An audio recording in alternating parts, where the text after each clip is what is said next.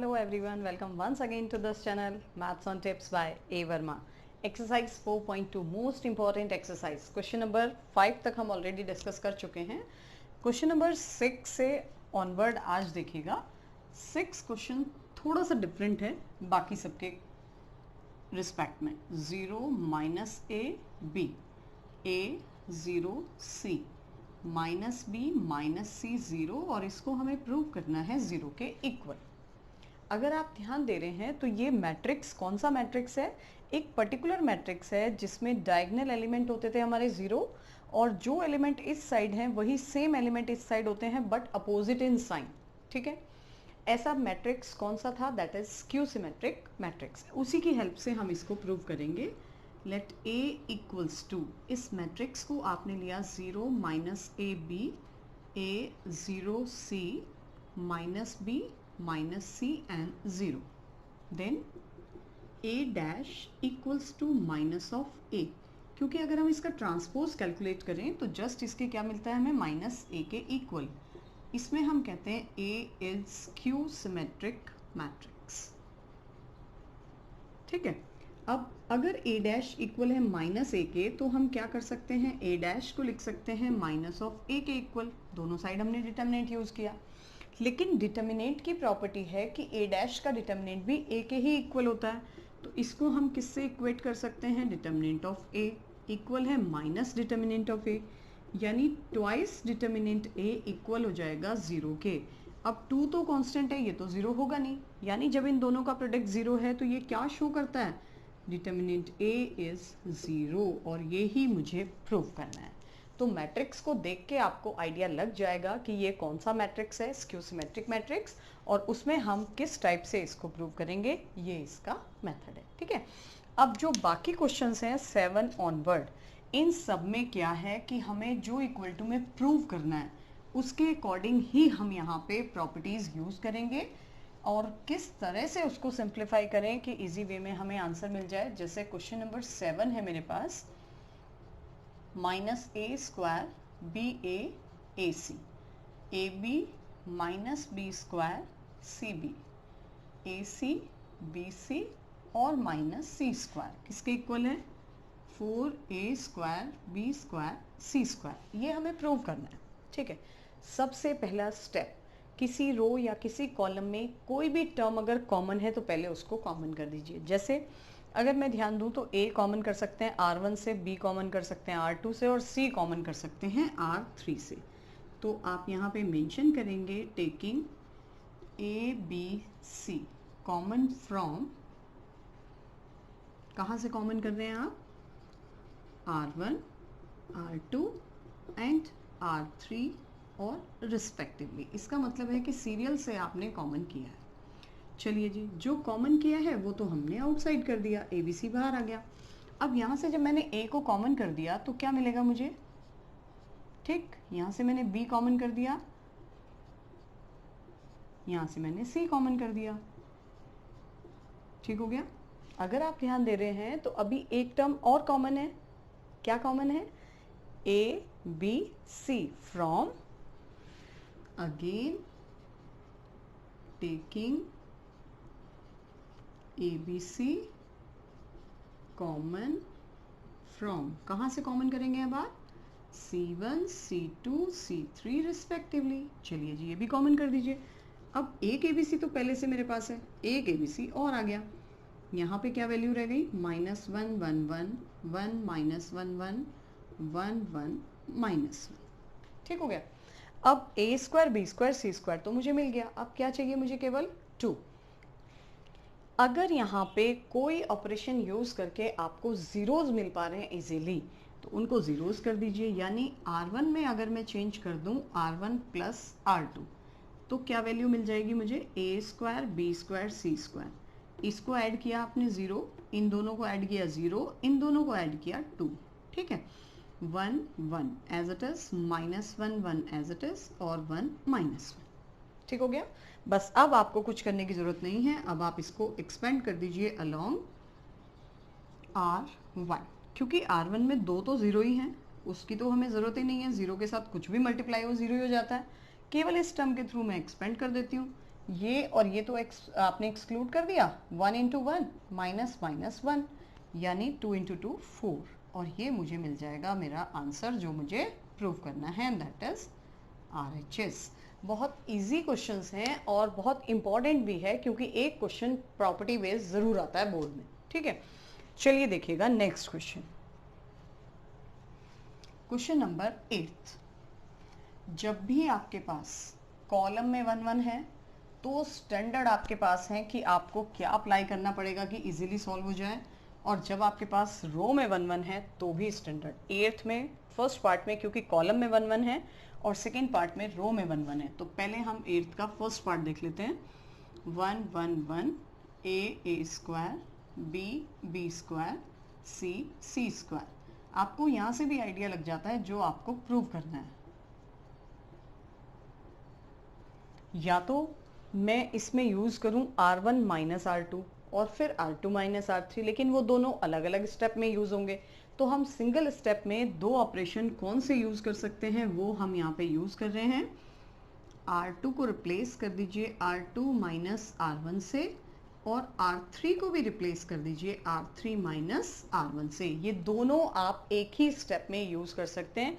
कभी भी कॉलम में 1 1 आपके पास है तो बस ये दोनों स्टैंडर्ड आपके पास ऑपरेशन है, इनको यूज कर दीजिए, क्वेश्चन आपका सॉल्व हो जाएगा। कैसे? फर्स्ट में मैंने कुछ नहीं किया, a square as it is. इस रो से इसको हम माइनस कर रहे हैं तो 1 माइनस 1 हो गया 0, ये बन गया b minus A, B square minus A square, जिसको कि मैं क्या लिख सकती हूँ, मैं लिख सकती हूँ b माइनस ए और b प्लस ए। ठीक है जी। चलिए 1 minus 1 again 0, c minus a, और c square minus A square को क्या लिखेंगे, c माइनस ए और c प्लस ए। ठीक है, क्लियर। 0 से कोई भी टर्म कॉमन कर सकते हैं। सेकेंड रो से b माइनस ए आउटसाइड कर दें, थर्ड रो से c माइनस ए, तो आप क्या मेंशन करेंगे यहाँ पे, taking b minus A and c minus A common from, कहाँ से कॉमन किया आपने, R2 एंड R3 रिस्पेक्टिवली। चलिए जी, अब मेरे पास क्या आ गया आउटसाइड, b माइनस ए कॉमन आ गया, c माइनस ए भी कॉमन आ गया, और डिटर्मिनेंट में क्या बचा केवल मेरे पास, a1 1 a square b plus A और b माइनस ए। ठीक है, एक ऑपरेशन और लगा देते हैं, यानी R2 को रिप्लेस कर दीजिए R2 माइनस R1 से। क्या वैल्यू आ जाएगी, वैसे तो हम इसको यहाँ पे भी एक्सपेंड कर सकते हैं, लेकिन एक ऑपरेशन और लगा सकते हैं आप। 1 0 0, यहाँ पे R3 को रिप्लेस करिए R3 माइनस R2 से। ठीक है, a square 1 b plus A, और यहाँ से मुझे मिल जाएगा 0, यहाँ से इसको माइनस किया तो क्या वैल्यू आ जाएगी, c प्लस ए है ये मेरे पास, यहाँ पर इसमें से इसको माइनस कर दिया, यानी c माइनस बी। ये फैक्टर फिर से हम कॉमन कर सकते हैं, या इसको डायरेक्ट अगर आप एक्सपेंड करें तो इसकी वैल्यू आती है, जो ये डायगोनल एलिमेंट होते हैं बस इनको मल्टीप्लाई कर देते हैं, क्योंकि ये क्या है, since this is triangular matrix. Triangular matrix की कैरेक्टरिस्टिक क्या होती है कि जिस साइड, एक साइड तीनों जीरो होने चाहिए, और फिर इसकी वैल्यू कोई एक्सपेंड करने की जरूरत नहीं, जो इसके डायगोनल एलिमेंट हैं बस उनका प्रोडक्ट कर दीजिए, वो इसका आंसर होता है। तो ये आ गया आपका b minus a, c minus a और साथ में c माइनस बी। लेकिन जो मुझे प्रूव करना था वहाँ मुझे a माइनस बी लाना है, तो यहाँ से मुझे माइनस कॉमन करना पड़ेगा, b माइनस सी लाना है, एक माइनस यहाँ से कॉमन होगा, दोनों माइनस आपके एडजस्ट हो जाएंगे, तो ये बन जाता है c माइनस ए और b minus c, that is RHS। दोबारा देखिएगा क्या करना है आपने, जब भी कॉलम में 1 1 गिवन है तो आप सिंपली उसमें क्या करें, 2 को 0 बना दें, सीधे से ये 2 आपने ऑपरेशन याद रखने हैं और बस डायरेक्ट अप्लाई कर दीजिए। ठीक है, सेकेंड और थर्ड रो से जो टर्म कॉमन है उनको आउटसाइड कर दीजिए, उसके बाद एक ऑपरेशन और लगा दीजिए, ये चेंज हो जाए आपका ट्रायंगुलर में product of diagonal element, that is your answer. Next question देखिएगा, अब इसका सेकेंड पार्ट में जो टर्म्स हैं, 1 1 कहाँ पे है, 1 1 है इसका रो में। जब भी 1 1 रो में है तो फिर से आपको 2 ऑपरेशन ऐसे हैं कि वो डायरेक्ट ध्यान रखिए आप, कुछ करने की ज़रूरत नहीं है, बस आपने वो दोनों ऑपरेशन यूज़ करने हैं। क्या है वो दोनों ऑपरेशन? वो है 8th का सेकेंड पार्ट है ये 1 1 1 a b c then a cube b cube c cube और वैल्यू आ गई मेरे पास a minus b b minus c c minus a और a plus b plus c. ये मुझे प्रूव करना है। क्या ऑपरेशन लगाएंगे? C2 माइनस C1 और C3 माइनस C1। जब भी रो में 1 1 है बस ये दो ऑपरेशन ध्यान रखिए, ठीक है। चलिए जी 1 a cube as it is 1 minus 1 0 b minus a, ये आ गया। This minus this b cube minus a cube, क्या फॉर्मूला है? फॉर्मूला है b माइनस a और साथ में b square plus A square plus A b. 1 minus 1 again 0 C minus a, c cube minus a cube, फिर से formula लगा दीजिए c minus a C square plus A square plus ए सी। चलिए जी अब हम कॉलम से कॉमन कर दें, क्या? b माइनस ए और c minus A. Now taking b minus A and c minus A common from, कहाँ से कॉमन करना है? C2 and C3 respectively. चलिए जी कॉमन भी आ गया हमारा, b माइनस ए आउटसाइड आ गया, c माइनस ए आउटसाइड आ गया। अब मेरे पास क्या वैल्यू है? 1a cube 0 1 b square plus ए स्क्वायर प्लस ए बी 0 1 c स्क्वायर प्लस ए स्क्वायर प्लस ए सी। ठीक हो गया। अब ट्रायंगुलर बनाने के लिए मुझे यहाँ 0 बनाना है, ठीक है। अगर यहाँ 0 आ जाए तो बस डायगोनल के हम मल्टीप्लाई कर देंगे एलिमेंट्स को। तो एक एलिमेंट, एक ऑपरेशन हम और यूज़ कर दें, C3 replace by C3 minus C2। तो क्या वैल्यू आ जाएगी जब हम ये अप्लाई करेंगे? तो ये वैल्यू मुझे मिल जाती है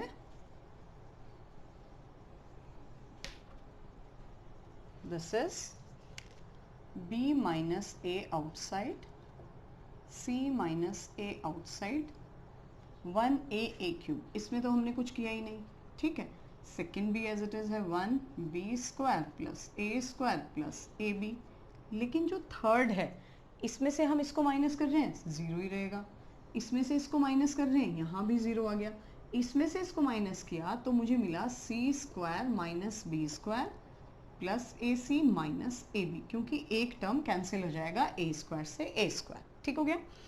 अब जो इस मैट्रिक्स, इस डिटर्मिनेंट को आप सॉल्व करेंगे तो 1 इंटू 1 इंटू 1, ये वैल्यू आ गई b minus a c minus ए। जब आप इसको इंटू में ले रहे हैं तो यहाँ से c माइनस बी और c प्लस बी, ठीक। यहाँ से क्या कॉमन आएगा? a और c माइनस बी। अब c माइनस बी फिर से कॉमन आ गया तो b minus a c minus a और c माइनस बी। यहाँ से क्या मिला मुझे? c प्लस बी और यहाँ से a। फिर से मेरे पास ये और ये ऑर्डर ठीक नहीं है, दोनों से माइनस कॉमन कर दीजिए, आंसर आपको मिल जाएगा। ठीक है, ये आपका RHS। नेक्स्ट क्वेश्चन देखिएगा, क्वेश्चन नंबर 9। जब भी आपको प्रूव दैट है तो प्रूव दैट में एक आपके लिए बेनिफिट हो जाता है कि आपको पता है आपको क्या लाना है। x y z, x square y square z square, y z z x और एक्स वाई। क्या प्रूव करना है? x minus y, this is 9th question, y minus z और z माइनस एक्स। चलिए जी, सबसे पहले तो ये तीन टर्म कहाँ से आएंगे? जब हम इसमें से इसको माइनस कर दें, इसमें से इसको माइनस कर दें, एक प्रोसीजर। दूसरा क्या है? सिंपल, जैसे अभी हमने एक क्वेश्चन किया है वही सेम क्वेश्चन बन जाएगा। अगर मैं R1 को चेंज कर दूं x R1 से, R2 को चेंज कर दूं y R2 से और R3 को चेंज कर दूं z R3 से, तो क्या वैल्यू मिल जाएगी मुझे? क्योंकि बैलेंस भी करना पड़ेगा x y z से। इसको हमने x से इंटू किया, ये आ गया मेरे पास एक्स वाई जेड, ठीक। y से इंटू किया, ये आ गया एक्स वाई जेड। इसको z से इंटू किया और ये आ गया एक्स वाई जेड। ठीक हो गया? यस। अब आप क्या कर सकते हैं, ये पूरा टर्म आप कॉमन कर दीजिए, तो क्या वैल्यू आ जाएगी मेरे पास, यहाँ आ जाएगा 1 1 1। ठीक है, तो जब आप एक्स वाई जेड कॉमन करेंगे तो वो एक्स वाई जेड तो कैंसिल हो जाएगा,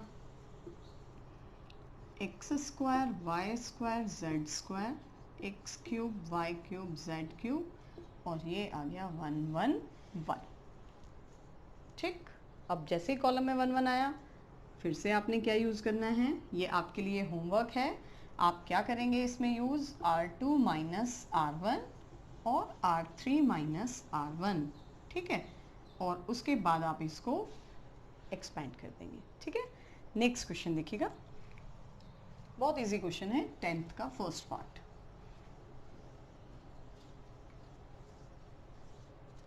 टेंथ क्वेश्चन है x plus y x plus 4 2x 2x 2y y plus 4 and 2y, sorry again x ही है यहाँ पे, फिर से हमारे पास है 2x 2x और x प्लस 4, और मुझे प्रूव करना है 5x प्लस 4 और 4 minus x whole square. This is 10th question. अगर हम सिंपली कॉलम्स को ऐड कर दें तो क्या वैल्यू आ जाएगी मेरे पास, C1 को चेंज किया आपने C1 plus C2 plus C3 से, इन तीनों को ऐड किया, सिंपल 5x प्लस 4, इन तीनों को ऐड किया 5x प्लस 4 5x प्लस 4, बाकी सेम है मेरे पास,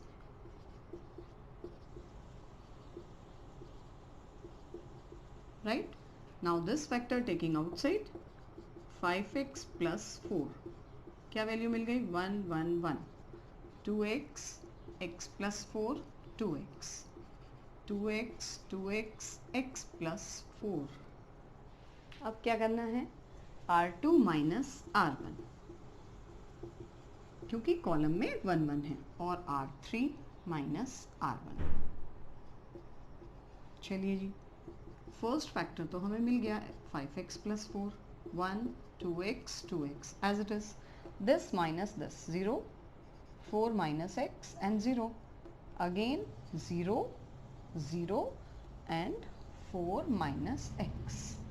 फिर से ट्रायंगुलर मैट्रिक्स है, तो क्या वैल्यू होगी, जो इसके डायगोनल एलिमेंट्स हैं बस उनका प्रोडक्ट, यानी 4 माइनस एक्स का square, since it is triangular matrix. That's it. ठीक है, तो आज यही क्वेश्चन थे इस वीडियो में। अगर आपने चैनल को सब्सक्राइब नहीं किया तो जल्दी से चैनल को सब्सक्राइब कीजिए, और 11th और 10th की मैथ्स के लिए भी आप चैनल को सब्सक्राइब कर सकते हैं। ठीक है, कंप्लीट एनसीईआरटी का सॉल्यूशन आपको मिलता है, प्लस इंपॉर्टेंट एक्सरसाइज की सीरीज। तो आज इतना ही, वीडियो पसंद आए तो प्लीज़ कमेंट ज़रूर कीजिएगा, और अगर कोई क्वेश्चन, कोई क्वेरी है आपकी, कोई क्वेश्चन में कोई प्रॉब्लम है तो भी आप कमेंट बॉक्स में कमेंट कर सकते हैं।